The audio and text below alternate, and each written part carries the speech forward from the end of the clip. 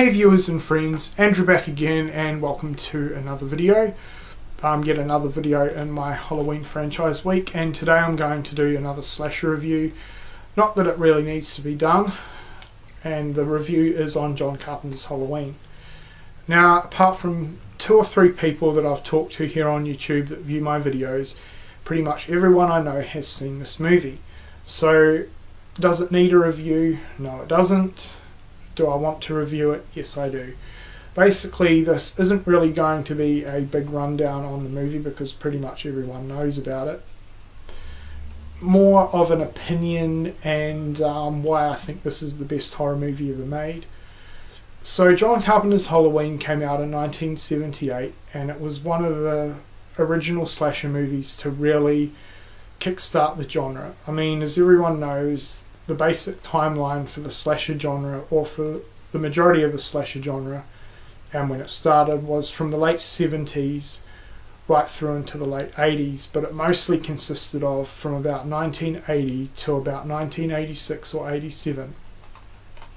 So this movie, as I said, came out in 1978, and you know, there were quite a lot of other slasher movies to come out before this, but in my opinion, this movie right here definitely cemented the genre and really gave it the kickstart that it needed. So John Carpenter's Halloween, as pretty much everyone knows, I think, centers around a young boy called Michael Myers, who at the beginning of the movie kills his sister Judith and is discovered outside his house by his parents. Several years pass and Michael has been spending the majority of his life at Smith Grove Sanitarium, where he's been under psychiatric care from Dr. Sam Loomis. He then escapes Smith's Grove Sanitarium and returns back to Haddonfield to seek his revenge. So, you know, there is a little bit more of a backstory to the movie that I know about. Obviously, you know, I know a lot about the different canons in the series, and I know a lot about different backstory of the franchise that aren't even mentioned in the films. I'm not really going to say because, you know, there's a few people who haven't seen this yet and I don't really want to spoil it. You definitely find out a lot more about the movie, or a lot more about the backstory in the TV cut, which I have right here. Believe it or not, I actually saw the TV cut for the very first time the other day, and I must say, while I did enjoy it, I think it definitely had a few issues. You know, I think it definitely disrupted the pace of the movie, especially the whole scene in the boardroom with Sam Loomis. That just dragged on way too much.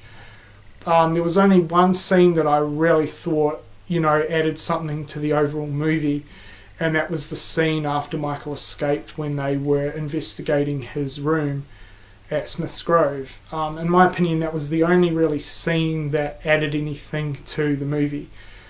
So yeah, that's that. But you know, this movie is absolutely amazing. I just think it is pretty much the most perfect horror movie ever made. It's pretty much flawless. There's fantastic characters, a really, really interesting storyline. There's a lot of backstory to the characters if you're interested in finding that out. And you know, I think Michael Myers is a really fascinating character.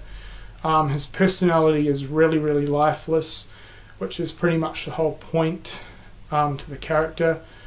You know, he did this killing when he was a kid. No one really knows why.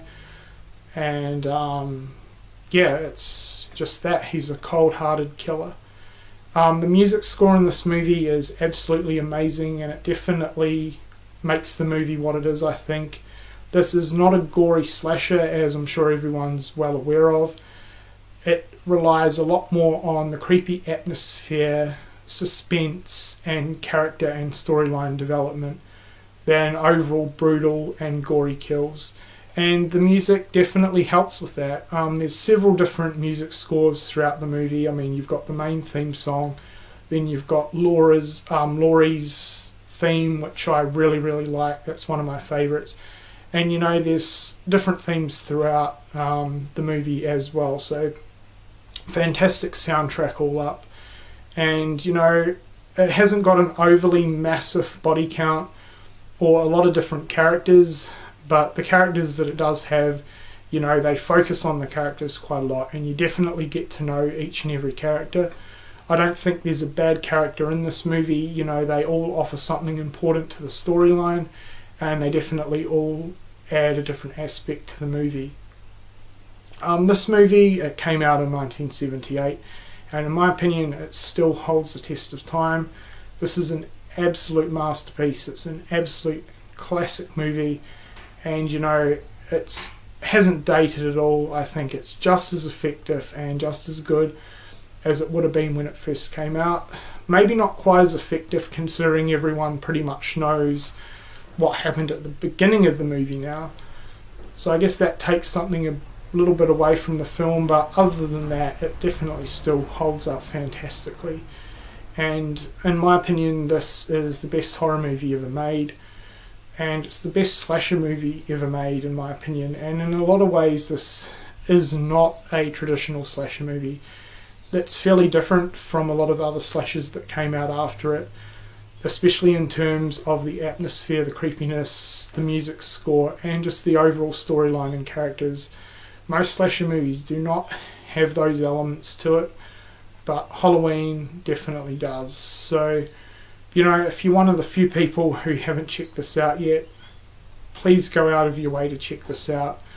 Even if you're not a big fan of the slasher genre, I think this is the perfect movie for you, because while it is a slasher, it doesn't have your traditional slasher elements.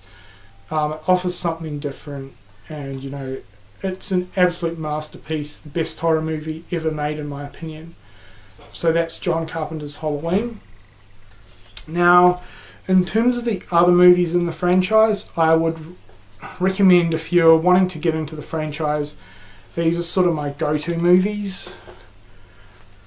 So, you know, you've got the original, which is an absolute must. Then you've got Halloween 2, which is a direct follow-up from the original movie. Basically, this is a great back-to-back movie with the first movie. You know, it follows directly after the original, and you know, it pretty much has the same characters and a flowing storyline from the first film.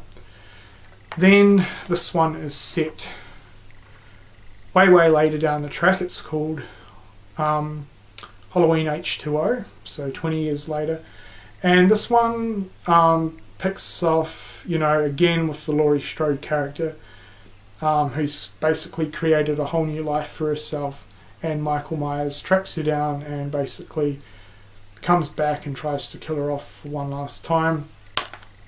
These three movies are known as the Laurie Strode trilogy, and in my opinion, this is the best storyline within the franchise. You know, these are the three movies that I would definitely recommend as a flowing storyline, and a really interesting one at that.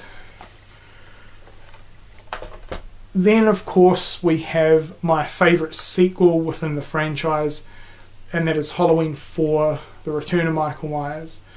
In my opinion, this is the perfect go-to movie within the franchise. It's not as good as the original, but this is my second favourite sequel, and you know, it's a fantastic standalone movie.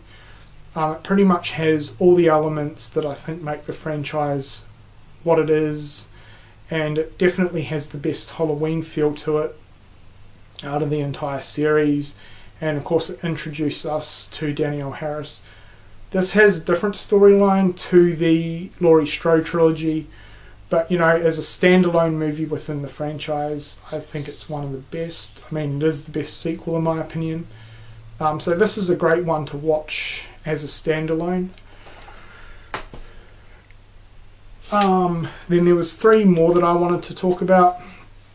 There's the 2 documentaries, which are really good. The first one's Halloween 25 Years of Terror. This one covers the entire franchise. And then we have Halloween The Inside Story. If you're a fan of the first movie, this is an absolute must. It is a fantastic documentary, and it basically brings back all the cast and crew from the original film, and it's really in depth. It's, in my opinion, the best movie, the best documentary on the original Halloween movie that's ever come out to date. So definitely track down a copy of that. Then a lot of Halloween fans are kind of a little bit up and down with this remake, but I would also recommend the Rob Zombie's Halloween. To me, it's more of a re-imaging than a full-on remake. You know, it offers something different to the franchise, so someone that never grew up with these movies or is a little bit younger, I think this might be a good entry point. It's a lot more brutal and violent than the original movie, but you know, that's what's different about it. It offers something different. It's a modern take on it, and the backstory on young Michael Myers is absolutely brilliant. I like it a lot. So yeah, this is another great one to check out. So this video's kind of been a little bit all over the place, but I hope you've enjoyed it. And yeah, if you haven't checked out the original Halloween, I really don't know what to say. You need to go out and pick up the movie immediately and check it out. In my opinion, the best horror movie ever made. And you know, I just wanted to mention some of the others in the franchise that are really good as well. So I hope everyone's enjoyed this video, and thanks a lot for watching.